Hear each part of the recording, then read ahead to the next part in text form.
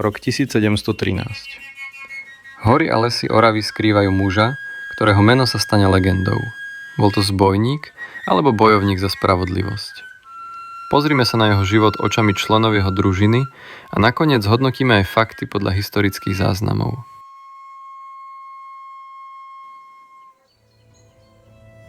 Nikdy nezabudnem na deň, keď som sa stal súčasťou Jánošíkovej družiny.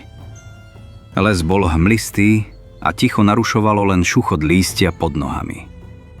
Pred nami stál muž, ktorého meno sa čoskoro stalo legendou. Vysoký, silný a s očami, ktoré vyžarovali silu a odhodlanie. Všetko, čo vezmeme od bohatých, patrí ľudu. Nikto nevinný neutrpí. Povedal pokojne, no každé slovo znelo neochvejne. Každý deň bol skúškou odvahy. Prechádzali sme hustými lesmi Malej Fatry a Oravy, skrývali sa v tmavých jaskyniach, sledovali dediny zhora a vnímali každý zvuk okolo seba. Jánošík poznal každý kút lesa, každú jaskyňu, každú skrýšu. Dokázal prebehnúť prudké potoky, vyskočiť na skalnaté útesy a zmiznúť z očí vojakov skôr, než stihli zareagovať. Sledovať ho bolo ako sledovať prírodný živel. Jeho pohyby boli presné, rýchle a rozhodné. Naše lúpeže mali vždy poriadok. Cieľom boli bohatí šľachtici a úradníci, zlato, cennosti, obilie, jedlo. Všetko sme rozdeľovali medzi dedinčanov. Jánošík si nikdy nebral viac, než potreboval a vždy dával pozor, aby nevinní neutrpeli.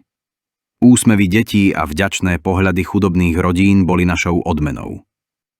Keď sa Jánošík objavil v dedine, strach z vojakov a šľachticov akoby zmizol. Ľudia cítili nádej, že spravodlivosť ešte existuje. Nikto z nás neveril, že by Jánošíka niekedy chytili. Les bol jeho domov, skaly jeho cestami a noc jeho spojencom. Ale aj les má svoje slabé miesta a aj medzi nami sa našiel ten, kto sa zlomil a prezradil jeho úkryt. V tú noc sme boli rozdelení. Ja som bol ďalej v horách, keď sa to stalo. Jánošík sa ukrýval v dome u jednej ženy.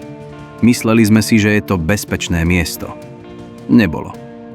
Legenda hovorí, že pri jeho zajatí vojaci rozsypali na zem hrach, aby sa na ňom pošmykol. Pravda je však jednoduchšia a krutejšia.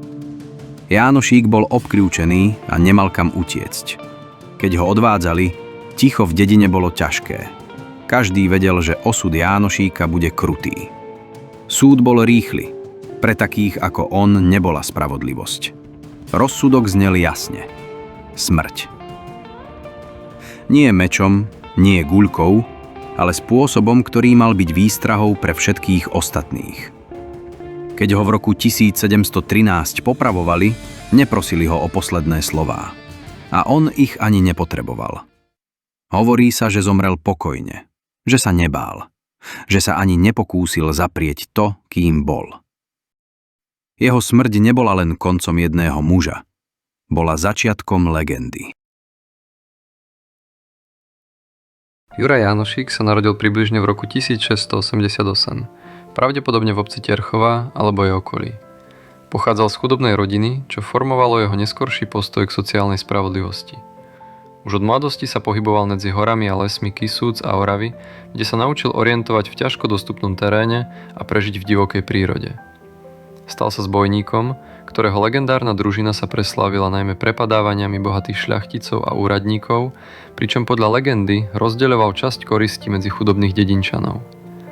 Historické záznamy potvrdzujú, že jeho činy neboli len o lúpežiach. Niektoré dokumenty spomínajú aj obranu dedinčanov proti zneužívaniu moci šľachty či zásahy proti nespravodlivým úradníkom. Život Jánošíka bol krátky, no intenzívny a plný rizika. Lesy a hory mu poskytovali úkryty, ale aj možnosť operovať rýchlo a efektívne. Práve jeho znalosť terénu a odvaha mu umožnili niekoľko úspešných stretov s vojakmi, hoci aj legenda nezabúda na zradou spôsobené zajatie, ktoré viedlo k jeho poprave v roku 1713. Hoci presné detaily jeho činnosti sú sporné a časť jeho príbehu patrí legendám, Jánošík zostáva dodnes symbolom boja za spravodlivosť a odvahy postaviť sa útlaku v čase, keď uhorský feudalizmus utláčal chudobných a zákony slúžili prevažne šľachte. Juraj Jánošík nám dnes pripomína, že odvaha stáť si za tým, čo je správne, pomoc slabším a boj za spravodlivosť sú hodnoty, ktoré nevyprchávajú ani s časom. Jeho príbeh ukazuje, že aj jeden človek môže inšpirovať celé generácie a že odvaha a česť sú nadčasové. Ďakujem za pozretie a ak vás zaujímajú podobné príbehy zo slovenských legend, pozrite si aj naše video o Bátoričke. Ak sa vám video páčilo, dajte nám like a nezabudnite sa prihlásiť na odber pre viac videí o tajomstvách života, vesmíru a všetkého.